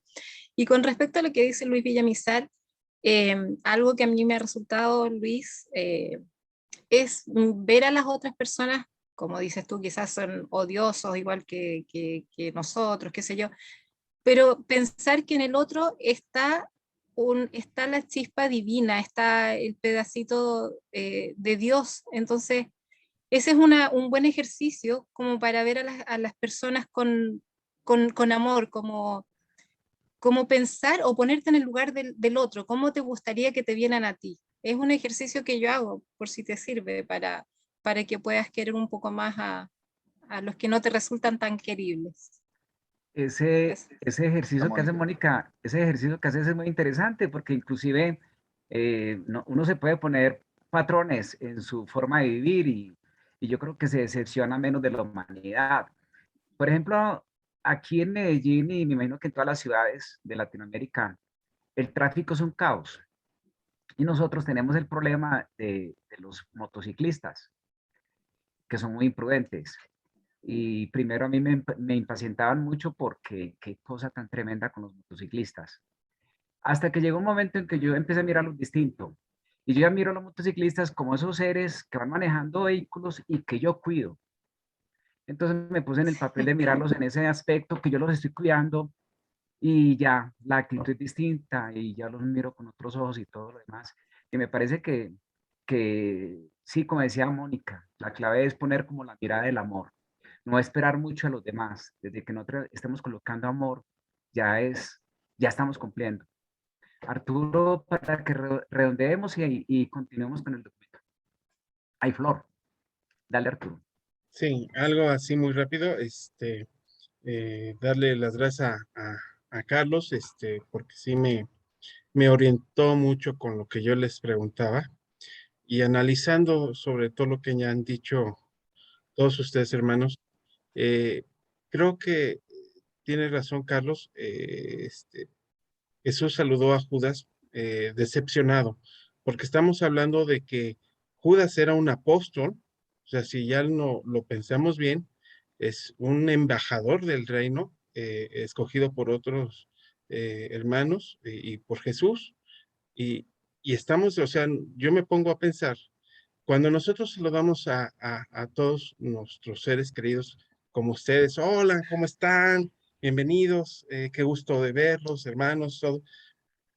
Y es lastimoso cuando nosotros que alguien que tanto amamos, que queremos tanto, lo estimamos tanto, hace algo que nos lastima internamente y nos decepciona, pues ya el saludo de entrada, pues, hola Judas, hola hermano Judas. En lugar, bienvenido hermano Judas, ¿cómo estás? Qué gusto de verte. O sea, de entrada yo creo que esa es parte a lo mejor de la actitud de Jesús al recibirlo, porque ciertamente no lo recibió, hola Judas traidor, ¿no? No creo que haya sido tan directo tampoco para decírselo, pero sí decepcionado, eh, porque estaba esperando de que uno de sus embajadores, y todavía al final, como decía Javier, trató de salvarlo, trató a toda costa de evitar que lo traicionara. El amor de Jesús hacia él siempre fue muy grande, que hasta el último también trató de que no se concretara. Gracias, era todo, Gil. Muy bien, Flor. Sí, respecto a la duda de si estaría sentado o parado, instantes antes dice, entonces Jesús inmediatamente se presentó ante el oficial e incorporándose con la calma majestad del Dios. Al decir incorporándose, yo asumo que él se paró y dijo, yo soy. Normalmente no dices yo soy sentado, sino yo soy. Entonces asumo que él estaba parado y es muy buena lo que dice Carlos. O sea, habrá sido más alto que Jesús, no creo, pero bueno, ¿cómo habrá sido la escena? Interesante. Gracias. Claro. Muy bien. Si alguien quiere complementar entonces avancemos con el documento. Avanzamos. ¿Ya se ve? Sí. Se ve. 4. La discusión junto al hangar. Santiago Zebedeo se encontró separado de Simón Pedro y de su hermano Juan. Así pues, él se unió a los demás apóstoles y a sus acampantes junto al lagar para deliberar sobre qué debían hacer en vista del arresto del maestro. Andrés había sido liberado de toda responsabilidad de la dirección del grupo de sus compañeros apóstoles. Por lo tanto, en esta, la más grave crisis de sus vidas, permanecía él silencioso. Después de una corta conversación casual, Simón el Celote se paró en el muro de piedra del lagar y, haciendo un apasionado llamado a la lealtad al Maestro y a la causa del reino, exhortó a los apóstoles y a los demás discípulos a que fueran deprisa detrás del grupo y rescataran a Jesús. La mayoría de los oyentes estaban dispuestos a seguir su liderazgo agresivo, si no hubiese sido por el consejo de Natanael, quien se puso de pie en el momento que Simón terminó de hablar y le llamó la atención sobre las enseñanzas frecuentemente repetidas de Jesús relativas a la resistencia pasiva. También les recordó que Jesús esa misma noche les había instruido que preservaran sus vidas para el tiempo en que ellos saldrían al mundo proclamando la buena nueva del Evangelio del Reino Celestial. Natanael tuvo en esta posición el apoyo de Santiago Zebedeo, que relató ahora cómo Pedro y otros habían desenfundado la espada para defender al Maestro contra el arresto y cómo Jesús había exhortado a Simón Pedro y a los demás que guardaran la espada. Mateo y Felipe también hicieron discursos, pero no salió nada definitivo de estas discusiones. Hasta que Tomás, llamando la atención a ellos sobre el hecho de que Jesús había aconsejado a Lázaro de que no se expusiera a la muerte, les hizo observar que nada podían hacer ellos para salvar a su maestro, puesto que él se negaba a permitir a sus amigos que lo defendieran. Y puesto que él persistía en no utilizar sus poderes divinos para frustrar a sus enemigos humanos, Tomás persuadió a que se dispersaran, cada uno por su cuenta, con el arreglo que David Zebedeo permaneciera en el campamento para mantener un punto de comunicación, un centro para los mensajeros del grupo. A las 2:30 de la mañana, el campo estuvo desierto. Solo David permanecía allí con 3 o 4 mensajeros, habiendo enviado a los demás para informarse dónde habían llevado a Jesús y qué le harían. 5 de los apóstoles, Natanael, Mateo, Felipe y los gemelos, fueron a esconderse en Betfagé y Betania. Tomás, Andrés, Santiago y Simón el Celote se escondieron en la ciudad. Simón Pedro y Juan Zebedeo siguieron hasta la casa de Anás. Aquí tenemos un mapa para ver dónde está Betfagé, aquí donde está el globito rojo, y que está pues prácticamente cerquita de Betania, ¿no? Betfagé significa casa de los higos verdes y actualmente es un sitio religioso cristiano en Israel. Esta es una pequeña nota para recordar dónde está. Poco después del amanecer, Simón Pedro volvió al campamento de Getsemaní, pintura viva de la desesperación más profunda. David lo envió a cargo de un mensajero para que se reuniera con su hermano Andrés, quien estaba en la casa de Nicodemo en Jerusalén. Hasta el fin mismo de la crucifixión, Juan Zebedeo permaneció tal como Jesús se lo había indicado, siempre cerca, y él era el que suministraba información a los mensajeros de David de hora en hora, la cual llevaron ellos a David en el jardín del campamento y que luego se transmitió a los apóstoles escondidos y a la familia de Jesús. De veras está herido el pastor y están dispersadas las ovejas. Aunque todos ellos se daban cuenta vagamente de que Jesús les había anticipado esta situación misma, estaban tan gravemente afectados por la súbita desaparición del maestro como para hacer uso de su mente en forma normal. Fue poco después del amanecer y después de que Pedro fue enviado a unirse con su hermano, cuando Judá, el hermano en la carne de Jesús, llegó al campamento, casi sin aliento y delante del resto de la familia de Jesús, solo para enterarse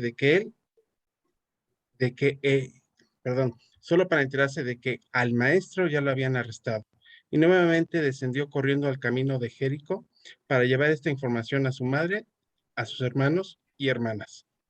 David Zebedeo envió un mensaje a la familia de Jesús por intermedio de Judá, de que se reunirían en la casa de Marta y María en Betania, y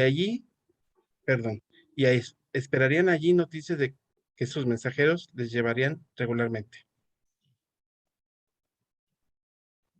Esta era la situación durante la última mitad del jueves por la noche y las primeras horas de la mañana del viernes, en cuanto a los apóstoles, los discípulos principales y la familia terrenal de Jesús.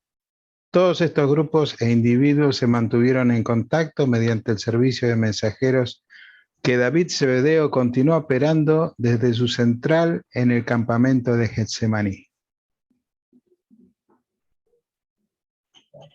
Bueno, ya en este momento los apóstoles se separan de Jesús. O Jesús se separa de sus apóstoles, como lo queramos mirar. Y de pronto vendría la pregunta, entonces los apóstoles, ¿son cobardes o son prudentes en la actitud que asumen? ¿Qué se les ocurre pensar sobre eso?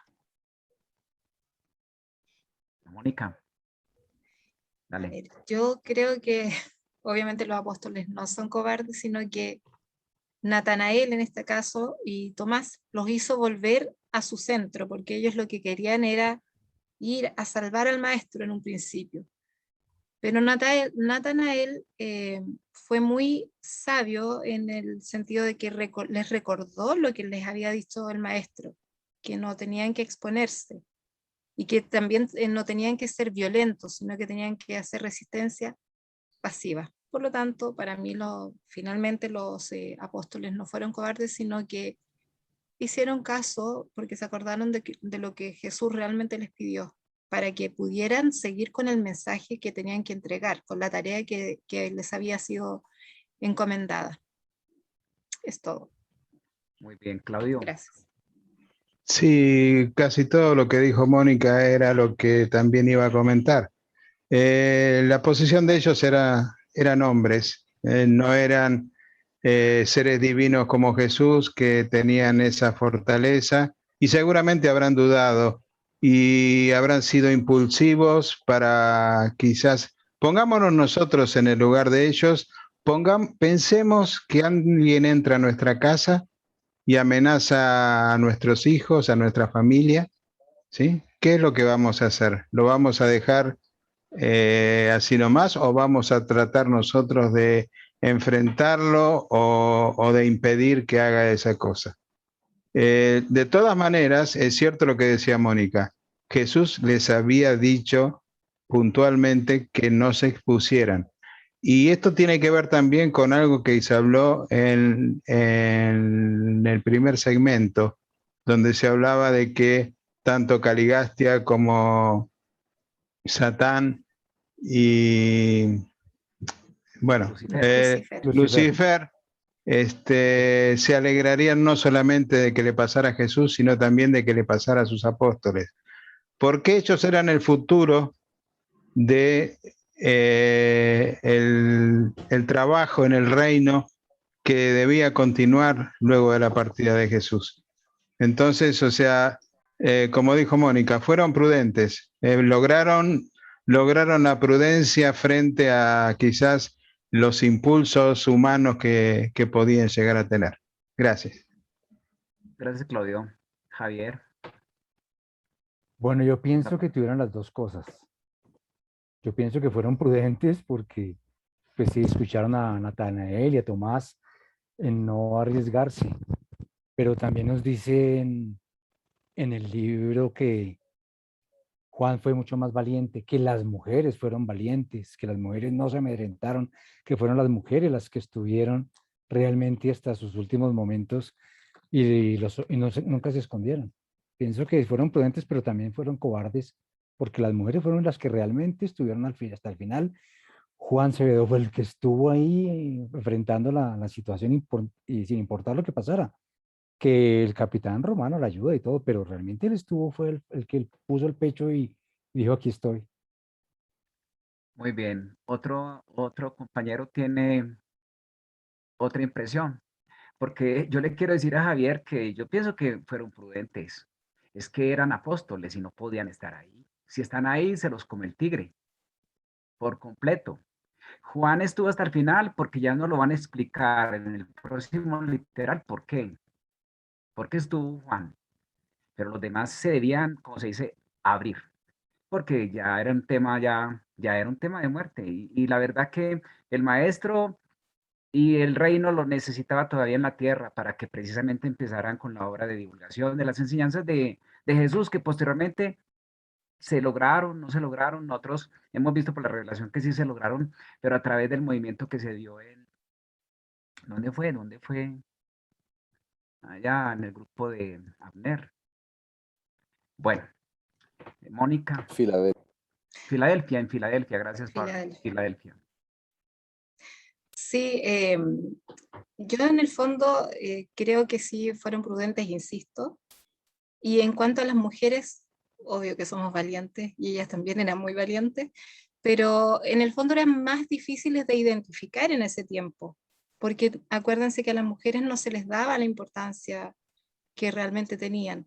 Por lo tanto, ellas no fue tan necesario esconderse porque quizás no estaban tan identificadas con el movimiento como sí estaban los apóstoles. Yo creo que por eso ellas tuvieron también no sé si llamarlo privilegio, pero la oportunidad de poder estar sin esconderse siempre. Sí. Hay una cosa que aquí en este literal y en el documento me causó cierta frustración y es el tema de los acercamientos de Jesús con su familia. Siempre se frustran esos encuentros. Y aquí vuelve a pasar lo mismo. Se frustra el encuentro de Jesús con sus hermanos y su mamá. Bueno, vamos a continuar entonces, Paula, con el numeral siguiente. Muy bien, comparto.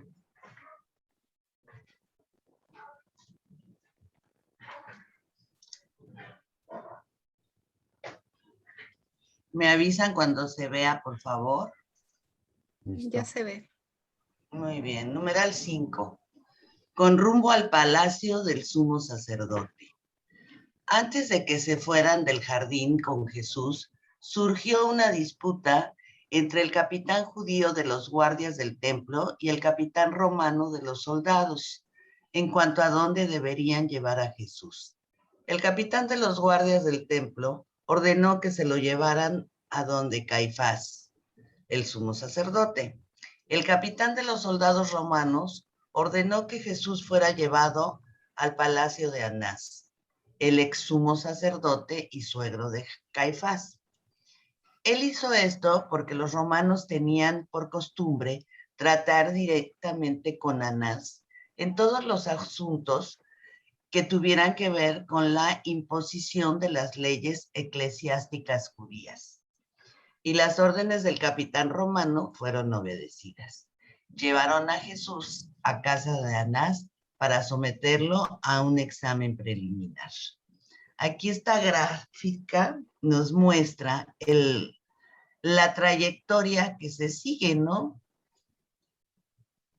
todos parten de Getsemaní y en este capítulo nada más vamos a llegar a la casa de Anás. Y todo lo demás, pues vamos a seguir en los siguientes capítulos, pero este va a ser el recorrido que se va a seguir.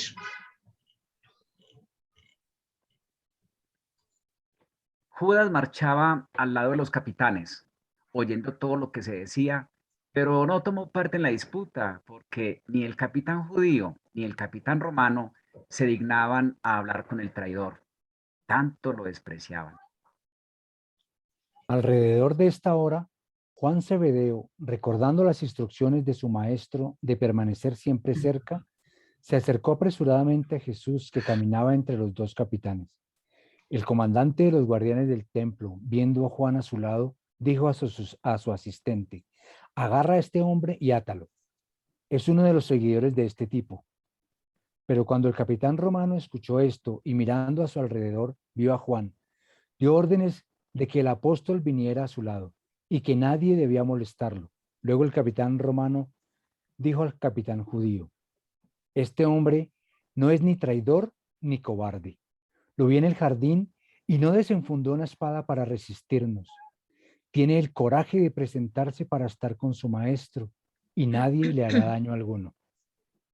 La ley romana permite que todo prisionero tenga por lo menos un amigo para que esté a su lado ante el juicio y nadie impedirá que este hombre esté al lado de su maestro, el prisionero. Cuando Judas escuchó esto, tanto se avergonzó y se sintió humillado que empezó a caminar más lentamente hasta terminar detrás del grupo, llegando solo al palacio de Anás. Esto explica por qué Juan Zebedeo pudo permanecer cerca de Jesús todo el camino a través de sus difíciles experiencias de esa noche y del día siguiente. Los judíos temían decirle algo a Juan o molestarlo de cualquier manera, porque tenía en cierto modo la posición del consejero romano designado para actuar como observador en las transacciones del tribunal eclesiástico judío. La posición de privilegio de Juan se aseguró aún más cuando, al entregar a Jesús al capitán de los guardias del templo junto al portal del palacio de Anás, el romano, dirigiéndose a su asistente, dijo: vete con este prisionero y asegúrate de que los judíos no lo maten sin el consentimiento de Pilato. Vigila que no lo asesinen y asegúrate de que se le permita a su amigo el Galileo que esté a su lado y observe todo lo que sucede. Así pues, Juan pudo permanecer cerca de Jesús hasta el momento de su muerte en la cruz, aunque los otros 10 apóstoles fueron obligados a permanecer ocultos. Juan actuaba bajo la protección romana y los judíos no se atrevieron a molestarlo hasta después de la muerte del maestro. Durante todo el camino hasta el palacio de Anás, Jesús no abrió la boca. Desde el momento de su arresto hasta el momento de su aparición ante Anás, el Hijo del Hombre no habló ni una sola palabra. Reflexiones sobre este numeral. Aún en los momentos más difíciles de nuestra vida, la compañía de un amigo es vital para poderlos enfrentar o asumir de una manera más soportable esos momentos. Jesús vivió esta experiencia con Juan, su apóstol amado, cuando contó con él hasta su muerte humana en la cruz. Es de reconocer en los romanos que permitieran y garantizaran esta situación, pues así lo contemplaba su ley.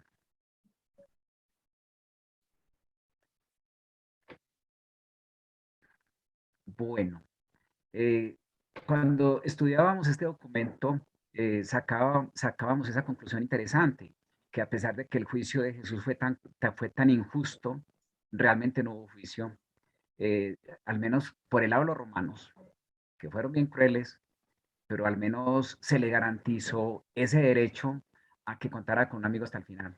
Y por eso Juan llegó hasta la cruz, que a mí antes me había saltado esa duda, ¿por qué Juan llegaba hasta la cruz? Hasta conocer esta maravillosa revelación fue que lo logré entender, porque la verdad, toda la vida yo me había preguntado eso, ¿por qué Juan llega hasta la cruz sin miedo a que lo detengan o a que le pase lo que le puede haber pasado por pertenecer al grupo de Jesús? Entonces, sí, y dar como ese reconocimiento de todas maneras a los romanos de que respetaron ese precepto que tenían en su ley. Bueno, si alguien quiere comentar algo sobre este numeral que acabamos de leer o sobre todo el documento, bienvenido. Como dice Jaime, no todo de una. Arturo. Y así como tú decías, Gil, realmente Juan tiene también una posición muy privilegiada al ser el único apóstol que pasa los últimos momentos con Jesús. Y Jesús por algo lo dijo, te quiero cerca de mí. Él sabía que él iba a ser el único por la relación con el soldado romano, por la relación que tenía, que le iban a permitir el hecho de estar presente en la última parte de la vida de Jesús. Era lo que quería comentar. Gracias. Muy bien, Arturo. Flor, por favor. Sí, nada más un detalle simple.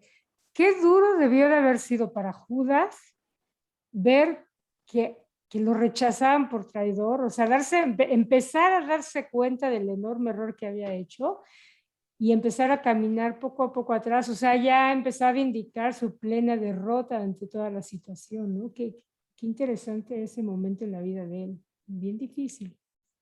No soy fan de Judas, aclaro, pero debió haber sido, desde el punto de la experiencia humana, qué duro papel le tocó jugar. Sí, se siguen viendo esas facetas humanas, que precisamente estos documentos están llenos de todas esas realidades humanas, de acuerdo a la actitud que cada quien asumió. Bueno, entonces ahora damos, al menos por la parte mía, doy fin a esta intervención moderando la reunión y paso entonces el micrófono a Paula para que vayamos redondeando el documento y la sesión, perdón.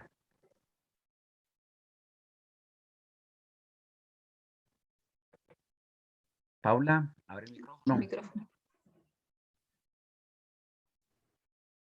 El micrófono. ¿No se escucha? Ya, sí. Ya. Ya, es que no sé qué está pasando con mi micrófono. A ver, ya. Se oye. Ya está. Bueno, te voy a pasar las últimas, bueno, pues prácticamente faltó la última hoja de, a ver, compartir. La traición. Sí, teníamos. Sí, claro, Paula, teníamos 3 reflexiones más adelante de acá, que es muy bueno que las compartamos, claro que sí. Estos comentarios finales. Adelante, compañeros.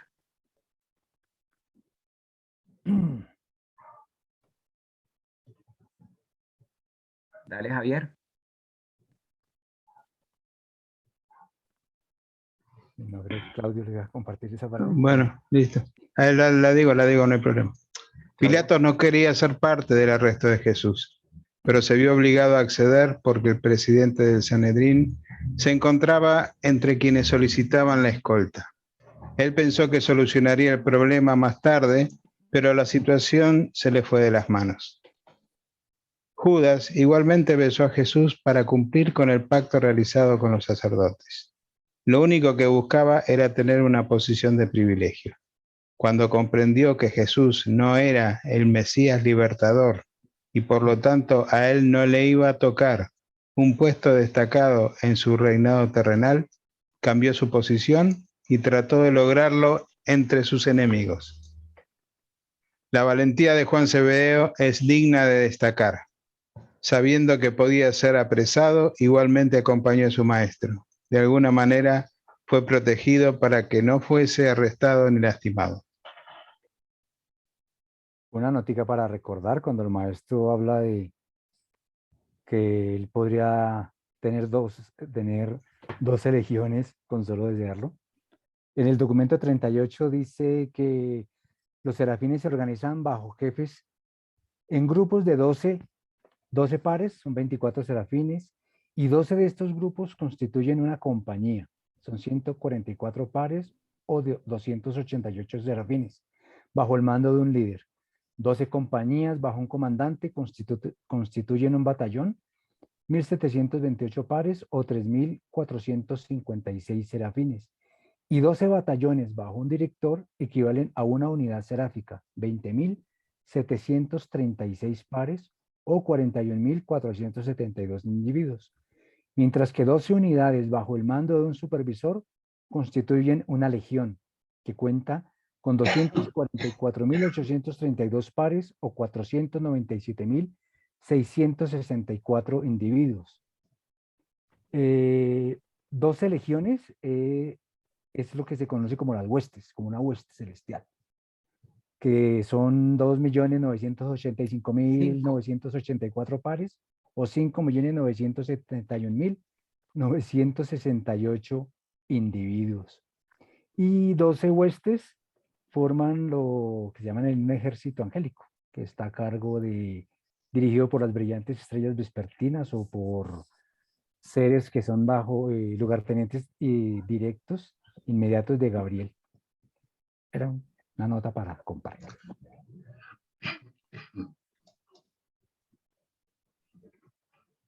Muy bien, Paula, entonces continúa. Muy bien, pues si ya no hay ninguna pregunta, aclaración, duda. A ver. Yo sí quiero hacer un comentario. Aquí preguntarle a todos nuestros hermanos una pregunta directa. Ahora sí, como decían antes en la escuela, pregunta de examen. ¿Por qué Jesús no invocó a las 12 huestes celestiales? Pregunta directa y abierta. A ver quién se anima a responder.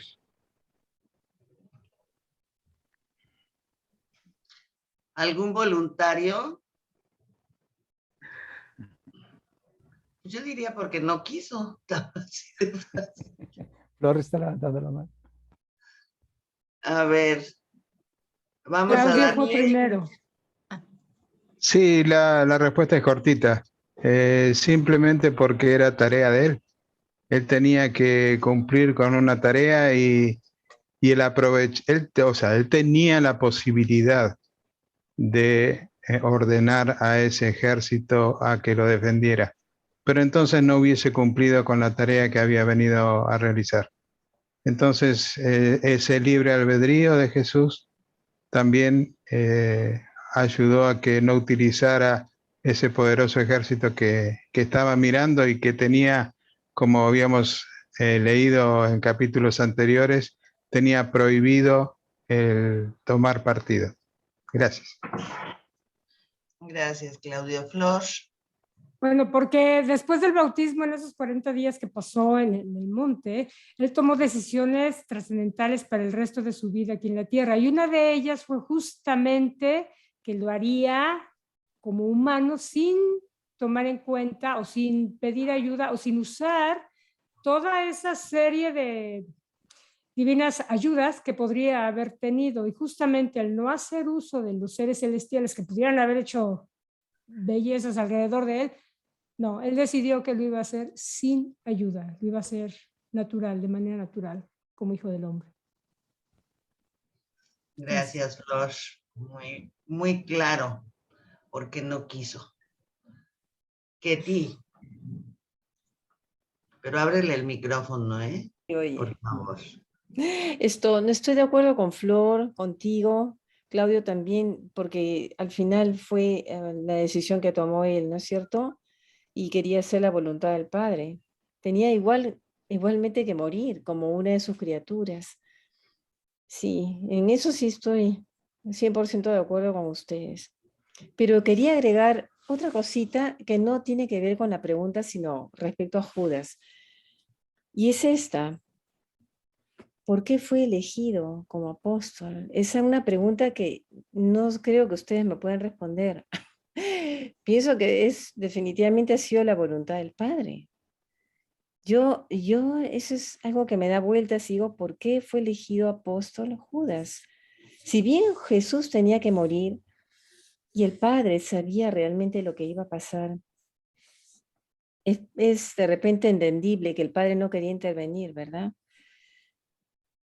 Pero esa es mi pregunta. ¿por qué fue elegido él? Si desde el principio tenía tan grandes problemas de identificación con la filosofía y la palabra de Jesús. Eso es lo que me pregunto. Pues muy buena pregunta. Aquí tenemos a Jaime que te va, bueno, Gracias, nos Jaime. va a decir algo.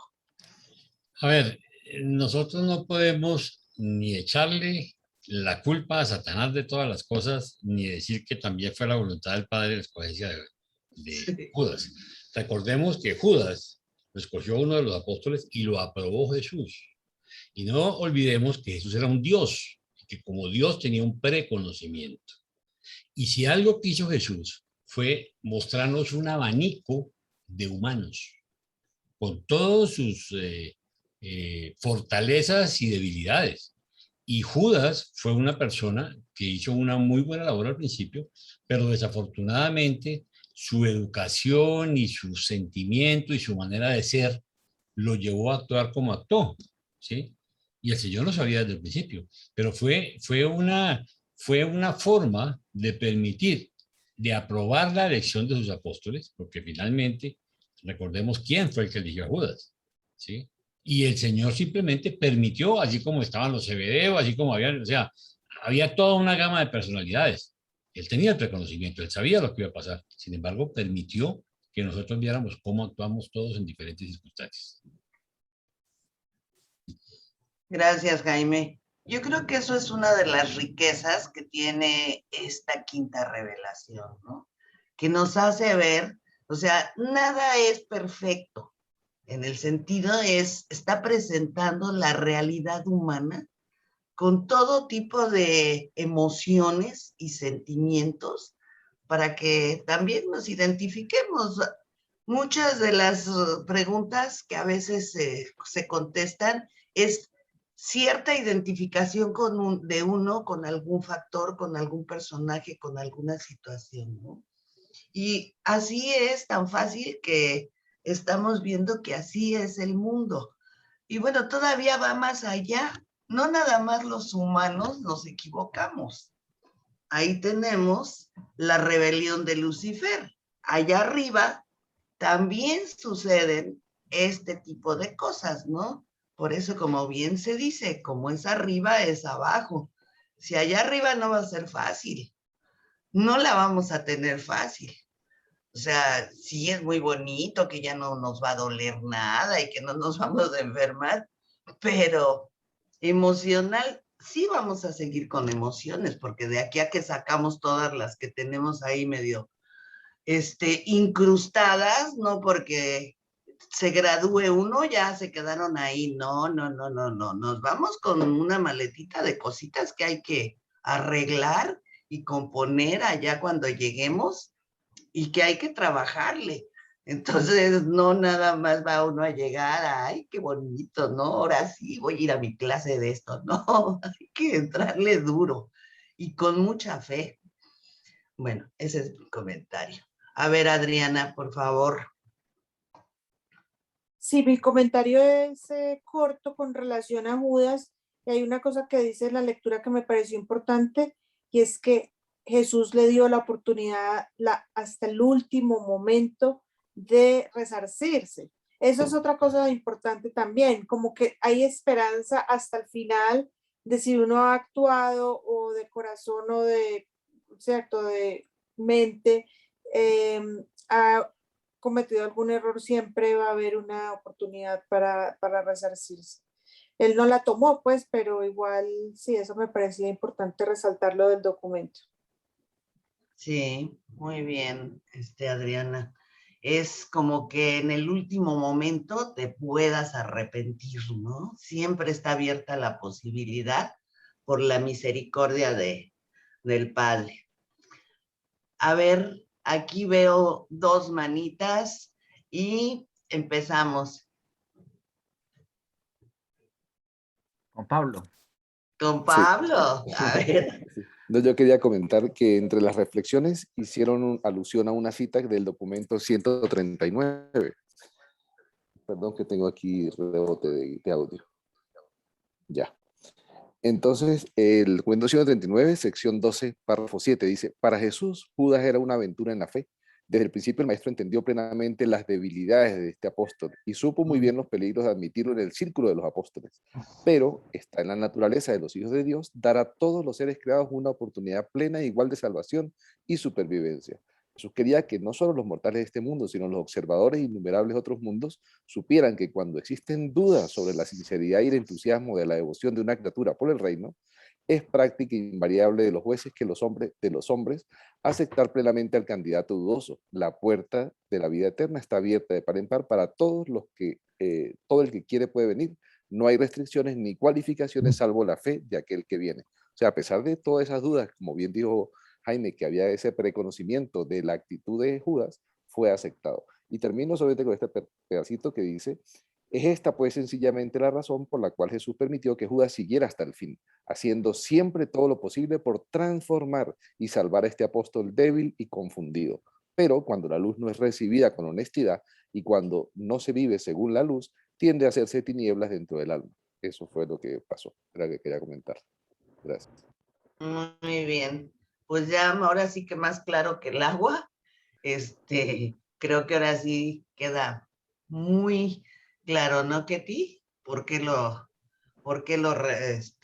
aceptaron? Sí, así es, A Paulita. ver, Gracias. gracias, Pablo. Wilson, adelante. Hola, buenas noches. Bueno, tomando, ya han hablado todos y retomando el tema, yo pienso que Jesús al final se convirtió fue en padre. Al final ya él era un padre que pensaba en sus hijos y él no quería que sus apóstoles sufrieran. Él estaba más pendiente de lo que estaba sucediendo a ellos y no lo que le estaba pasando a él. Y ya era un padre en ese momento.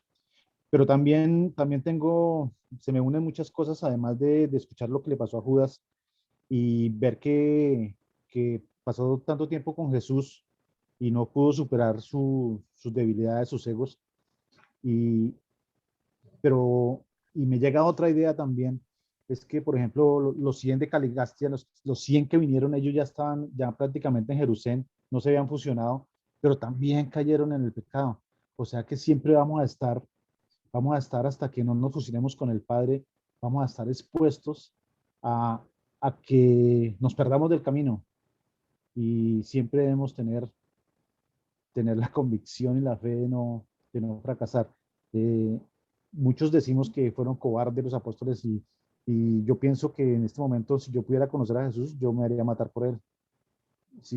Como dijo por ahí alguien en principio, que políticos, si nos toca matarnos por políticos, imagínense cómo sería como conocer al Padre, ese es el anhelo de todos, conocer al Padre y tenerlo a nuestro lado, y daríamos lo que fuera por estar con él.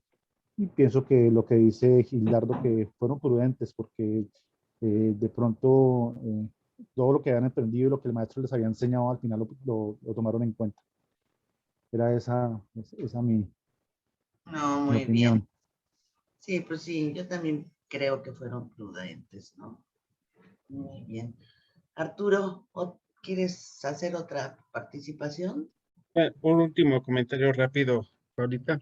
Este es algo que me pasó a mí. Fue una pregunta que me hice dentro de mi interior, precisamente de cuando Jesús pues ya tiene poderes divinos de usar esas huestes celestiales. Entonces a mí me surgió la duda de cuándo le otorgaron esos poderes en su divinidad. Bueno, obviamente con la lectura que ya tenemos y muchos ya sabemos, pues ya me imaginaba realmente dónde fue que le otorgaron esos poderes, que fue en el Monte Hermón, perdón. Hermón. Hermón. Por ejemplo, yo por mi formación católica, nos han dicho a los católicos que pues Jesús tuvo toda esa soberanía sobre él en el retiro de los 40 días. Y obviamente hoy sé que no fue así, que tuvo realmente 3 retiros a solas con huestes divinas, donde él tiene una plática a solas, Gracias también con Jaime porque me orientó en esa parte, porque estuve investigando y bueno, ya me quedó claro. Creo que es parte de que nosotros también vayamos reestudiando los documentos anteriores para tener más claro también lo que nos van enseñando con cada documento que vamos estudiando jueves tras jueves, porque si no tenemos bien asimilados los documentos anteriores, luego nos quedan nubes. Eso es lo que quería agregar. Gracias, Paulita. De nada, Arturo. Gracias a ti. Javier, ya la última porque ya se nos está acabando el tiempo. Una reflexión última es, hablando de que si fueron prudentes, si fueron cobardes, me queda la pregunta de cómo reaccionamos ante los momentos difíciles, cómo reaccionamos si nos vamos a las armas, nos vamos a esconder, corremos, saltamos, si somos prudentes, si nos vamos de frente ante las dificultades. Uno en ese momento diría, no, yo haría, pero en el momento difícil, ¿cómo reacciono? Esa es una última reflexión que me queda. Yo cómo reacciono en los momentos bien difíciles, ya cuando la vemos difícil. Gracias. Lo que sí es que cada quien reaccionamos de diferente manera. De ahí lo difícil de contestar este tipo de preguntas, ¿no? Porque cada quien los va a contestar desde su muy particular marco de referencia, lo cual es válido, pero es como uno lo ve. No puede uno generalizar. Así es. Bueno, pues ya vamos a cerrar hoy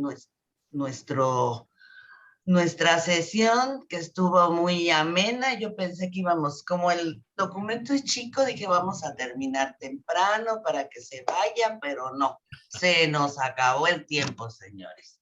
Entonces, y pues hubo muchos comentarios y pues la verdad que estuvo re simpático todo este numeral y todas las cosas. Hay que vivirlo y disfrutarlo, ¿no? Porque ahora sí que estamos vivos. Y pues le voy a dar las gracias al grupo, Gildardo, Javier, donde anda Mónica, Arturo y Claudio, que han estado trabajando y trabajan mucho y todo, le ponen mucho empeño para preparar las sesiones. Y a todos ustedes por participar y por estar aquí cada semana para que trabajemos en grupo. Pues ya saben, los quiero mucho a todos y le dejo el micrófono a mi querido Jaime para que cierre y nos corte. Ok, Paulita, mil gracias y mil gracias a este equipo estupendo. Hicieron un gran trabajo. Perdón, siempre dentro de las reflexiones nos queda que definitivamente, mire, yo no sé cuántas veces vayamos a estudiar el libro, pero cada vez vamos a aprender más y cada vez vamos a caer en pequeños detalles que hacen la diferencia, ¿sí? Entonces, de ahí la importancia de que preparemos nuestras clases y de que no creamos que porque ya estudiamos el libro una vez o dos veces ya estoy hecho un duro, porque aquí tenemos dos problemas. Uno, conocer y el otro, vivir, ¿sí? Y no es fácil. Eso es una pelea diaria, que es una pelea de uno con uno. Entonces, no olviden la oración, no olviden el estudio y gracias a todos y esperamos verlos dentro de 8 días. Como siempre, subiremos la clase esta noche y no tenemos inconvenientes técnicos. Que